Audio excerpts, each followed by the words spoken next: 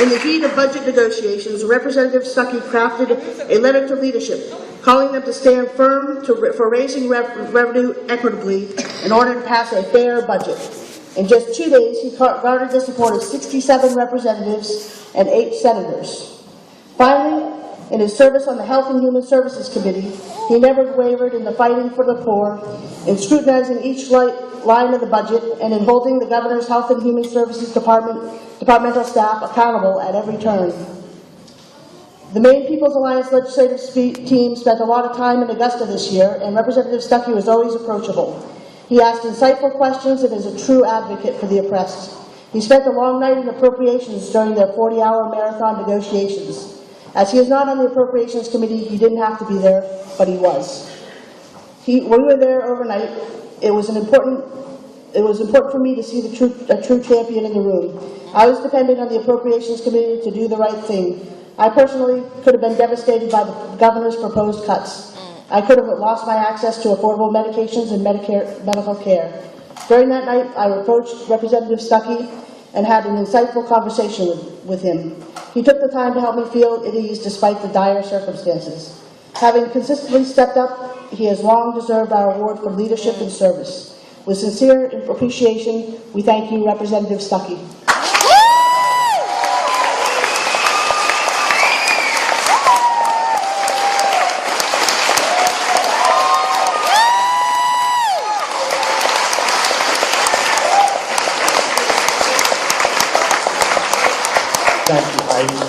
Thank you very much.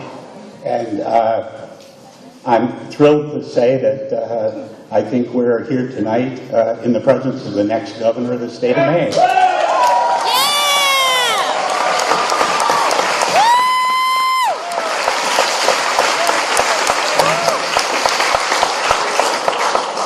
It's an honor to be associated with the wild-eyed Ben Chin and the rest of you MPA troublemakers. I've been looking forward to this night all week. I really wanted to unload some stuff, and I knew you folks would understand. During last fall's campaign, I thought our positions were very clear and very popular, and that the elections bore them out. The fair share economy and health care is a human right are wonderful, clearly articulated propositions. They have clear goals and objectives, and can and should inform public policies and budget priorities. At the start of the session, I expected that we would civilly but forcefully plant our flag. We would take advantage of the opportunities under the Affordable Care Act to extend good health care coverage to 70,000 low-income children and adults. We would remove the previous legislature's unfunded tax cuts from our new state budget and work instead to raise needed revenues in a more fair and balanced way. What the hell happened?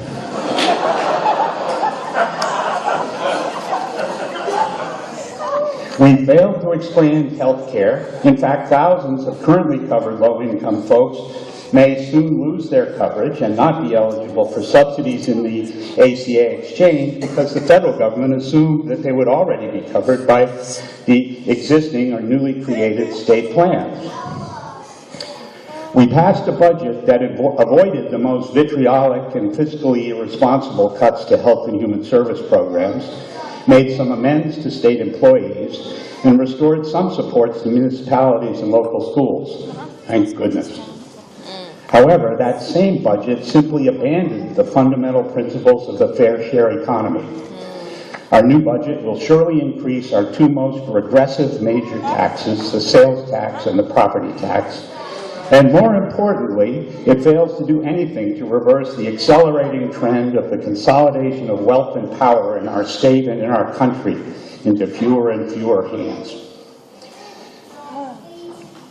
Doing anything to change the tax cuts was a non-starter for the governor in the budget.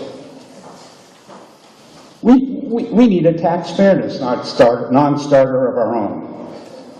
The governor issued ultimatums about paying the hospitals, and he got them. We need ultimatums about universal health care, meeting our responsibilities to the AMHI and Pineland consent decree class members, fully funding general purpose aid to education, and not abandoning decades-old commitments to municipal revenue sharing. The one thing I liked about the governor's biennial budget proposal was its no-holds-barred candor and transparency. It was loud and clear. State government is still too big, it's meddlesome, it's ineffective, and it's way too costly. Local government is all of that and inefficient too. Not to mention, we're a nanny state. We need to find the money to pay for all those tax cuts for the rich people we passed but didn't fund last year. The governor's budget was never about the shared sacrifice he used to talk about. We're not in this together in his budget. It's every man, and I mean man, for himself. His proposals intentionally pitted Mainers against Mainers, represented a huge tax increase for all but the wealthiest amongst us, compromised the health and safety of thousands of our most vulnerable friends and neighbors, and would do virtually nothing to grow our economy and middle class. We had better take that original LePage budget and the compromise it led to as a call to action. We need to bring back economic fairness and social justice as the fundamental tenets of our state budget and the public policies that it supports.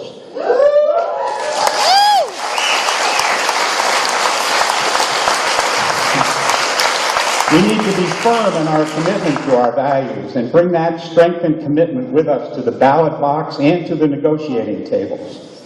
So we've got work to do. Thanks for listening. I'm feeling a little better. And again, thank you very much for this award. I'm proud to be a member of the Maine People's Alliance and humbled by this recognition. Namaste.